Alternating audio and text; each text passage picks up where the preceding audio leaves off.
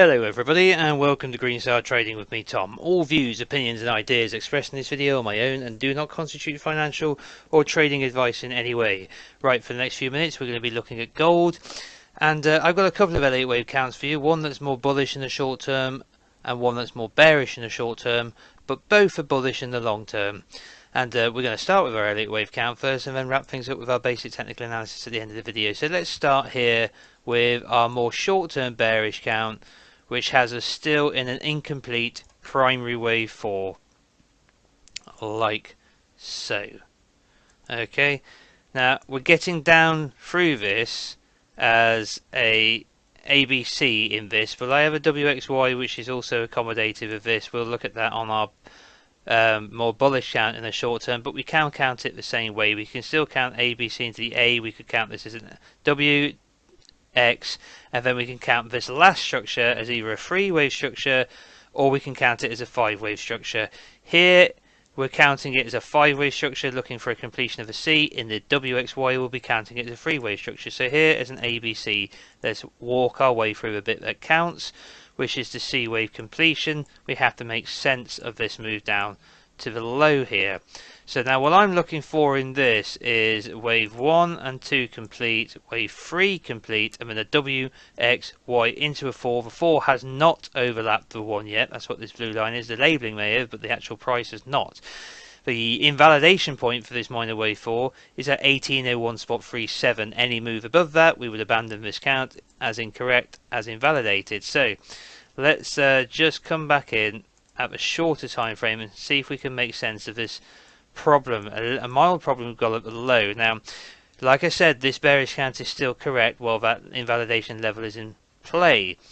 But I will express it as a problem when we come over to have a look at our other count, because we do have an alternative which conflicts with the way we bottomed here. The other count confirms a double bottom low here, and that's why I've highlighted it, because it is something we have to consider. We did get a slightly higher low than this low, so this can be interpreted bullishly rather than as a 3-wave swing, which I've got here as a WXY. But let's just stay focused for a moment on why I consider that to be the case. We have a 3-wave swing here, we have a 3-wave swing here, and then we have a 3-wave swing here, WXY.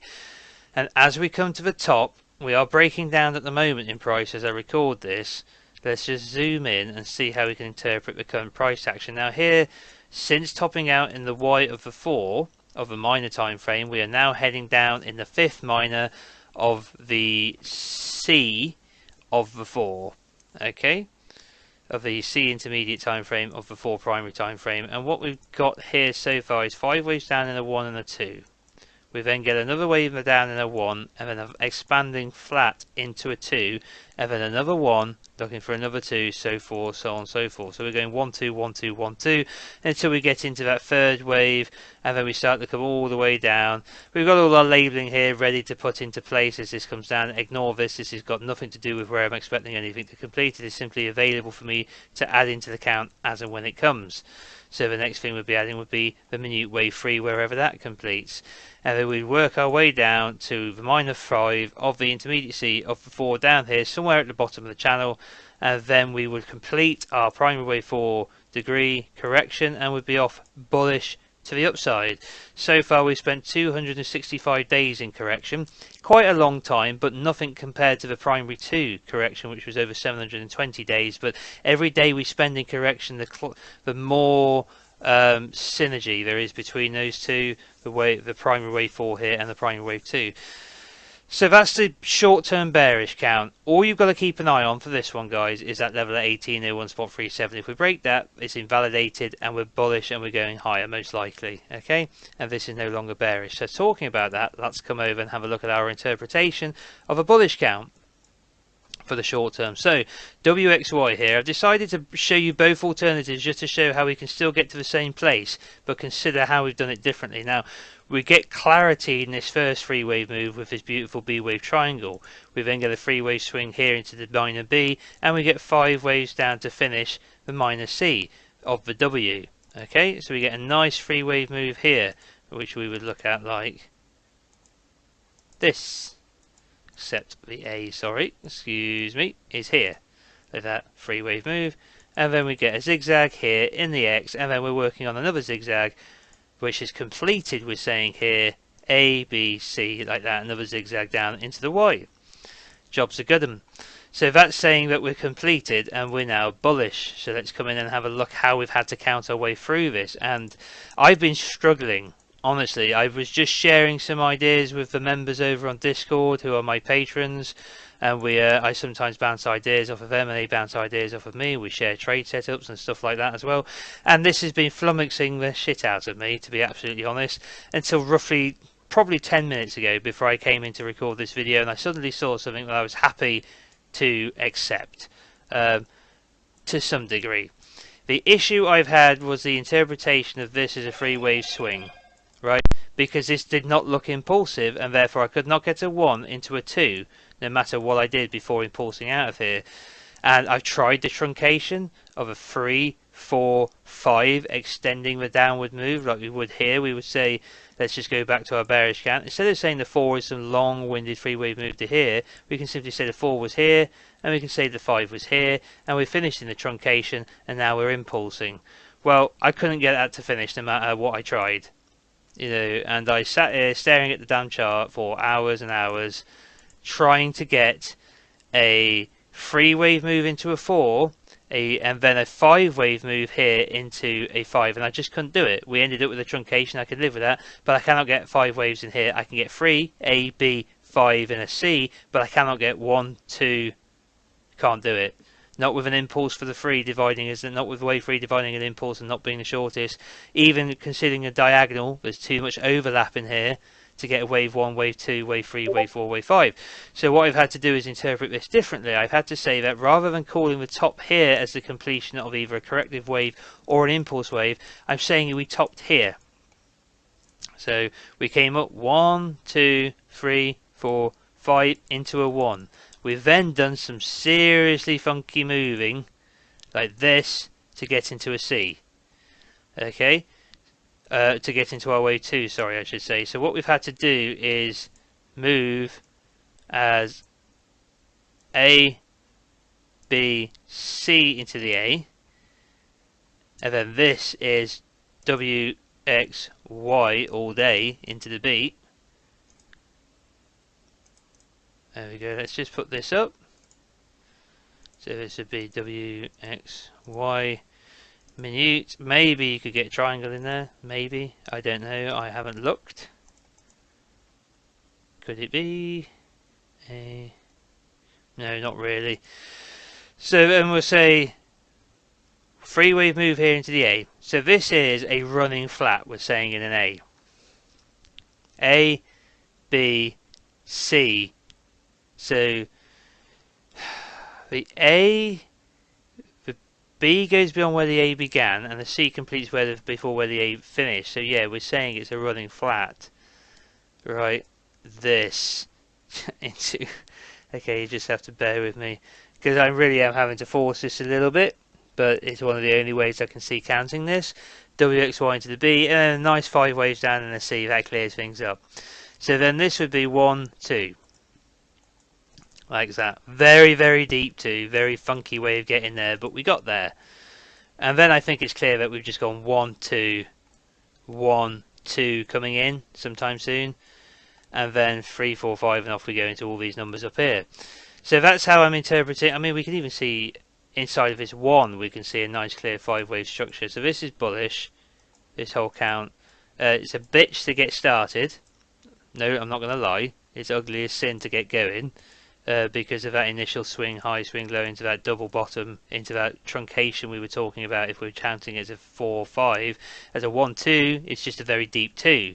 We can live with that better than a truncation, I think, but I still don't like how we got here.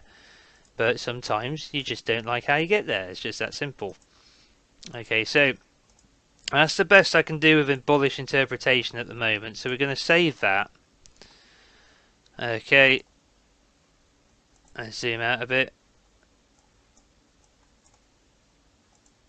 Let's come back to a 4 hour and see if we're happy with what we're doing. Like I said, ignore all these little numbers here. They're there for me to drag down and fill in the gaps as we go.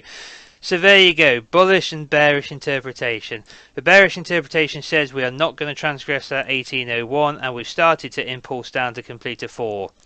I don't necessarily like how stretched the 4 has become next to the 2, but we just have to live with it. So, and I don't like the fact that we've got roughly the same kind of pattern in both as well. But like I said, if you want to interpret it bearishly for the short term, we're going to have to get down here. If we break this 1801 level, you can be a buyer, you can be a bull. I just advise waiting for a pullback before you get in. On the bullish interpretation, the train's already left the station. We've already put in 2 1 2 1 2s.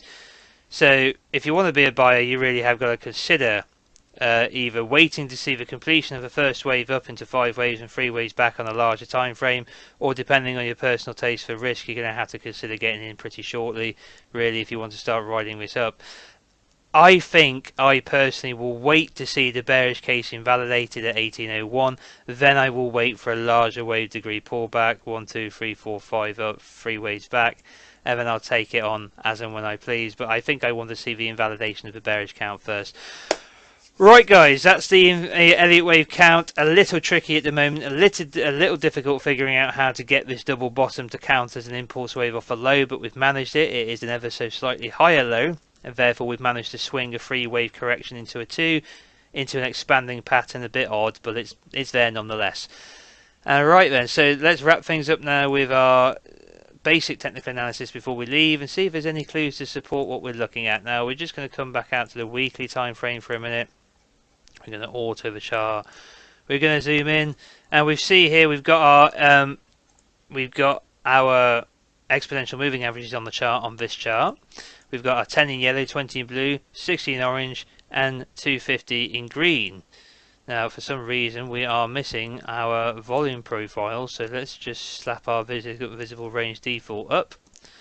Okay, so exponential moving averages, volume profile showing the various peaks and troughs of the buy-sell volume, with the point of control being a yellow dashed line here, which represents the extreme of that buy-sell volume. We have an RSI set to a 10-day close, green 30 level representing oversold, red 70 level representing overbought, and we have a MACD with a short-term moving average for the a 10 for the short-term moving average in blue, and a 20 for the long-term moving average in orange. So, weekly time frame, we are back above the 10 and the 60 exponential moving average. We are currently in the process of testing them both, and they seem to be bouncing, at least for now. We've come up to test the 20 exponential moving average in around this peak in the volume profile here, and we found some resistance and have backed off from it. So we're sandwiched between some major moving averages at the moment. We have gone, which I do like the idea of having completed, for the bullish argument of having completed the count, is that we have made a swing from overbought on the weekly to oversold, and now we're moving back up and trending higher in a series of higher highs and higher lows into neutral territory on the weekly. I also like how that is supported by a bullish crossover of the short-term moving average over the long-term moving average, and a return to bullish momentum showing some green bars on the histogram. Early days though, very little follow through yet. Want to see a more violent eruption to the upside to confirm this. It could just be that fourth wave correction before we roll over. Daytime frame, let's come in and have a look. So, getting a bit of a negative reaction on the daytime frame as I speak to you now, but we seem to just be testing the 20 exponential moving average. We put a test in of it yesterday as well. We wicked straight down to it. We're currently trading around the 60, below the 10, below the long-term 250 exponential moving average, which has played a role as important resistance here. As we see, we've tested it as support back here in the 30th of November. We tested it back here on the 4th of Feb. We broke through it, came back above it, and now we've come back in to test it. We've come above it, we've come back below it. We've spent 1, 2, 3, 4 days sat exactly on it, and now we're trading below it in amongst all this volume, this peak in the volume profile here around the 250 exponential moving average on the daily time frame. So clustered up with the 10 and the 20 coming up to cross back over the 60 potentially, with the price above it if we get a positive close for the week. So that could be bullish, that could be positive, with the 10, the 20 and the 60 all curving back up to cross over the 250 if we can keep the price above it. I would interpret that as bullish. However, we've come back up to just shy of overbought conditions on the RSI, and we're starting to fail. We're starting to roll over. This got to reverse and push back into overbought territory if we're going to be bullish here. The MACD is a similar story. We've had these waves of bullish momentum in a series of waves on the MACD, but now we're close to crossing over with the 10 over the 20 on the short over the long-term moving average on the daily time frame. A little red bar appearing as we speak on the daily time frame, with a pretty vertical move down of the short time frame. So if we break through the 60 and the 20 exponential moving averages today with this crossover, this bearish crossover, and we flush down and close the week below these major moving averages instead of above them, that's bearish, and that would support the bearish camp that we're coming down to put one more low in before we go up. That's the way I see it at the moment. Okay, so keep an eye on that 1801 level. That's going to invalidate the bearish count. Keep an eye on the confirmation of momentum. If we do break below these moving averages for the week, that would likely confirm the bearish count. Okay guys, that's all I've got for you at the moment.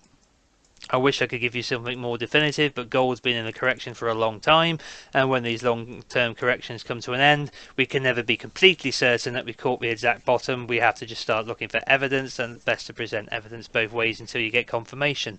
If you're new to the channel, please subscribe, smash the like, let us know what you think in the comment section below. If you want to, hit the little bell notification icon to remain informed of future video releases.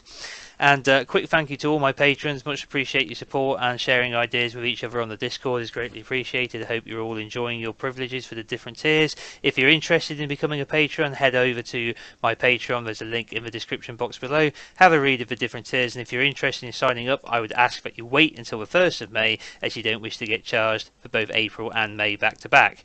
But there's an awful lot of stuff coming up next month. We have, if you're interested in the tier 3, for example, which is all the benefits of tier 1 and 2, which is the Discord and educational videos and all those things, but you also get access to the dividend calendar and stock rating system. There's like 26 stocks coming up for ex-dividend and payment next month, so easy money if you're interested. But like I said, if you are, just leave it to the 1st of May. I also have a Twitter feed you can follow. There's a link to that in the description box below as well. Right guys, thank you for joining us on this technical analysis of gold and Elliott wave count. I hope you found it useful, and I will be back with you probably at the weekend for a stock market review. All the best. Bye bye.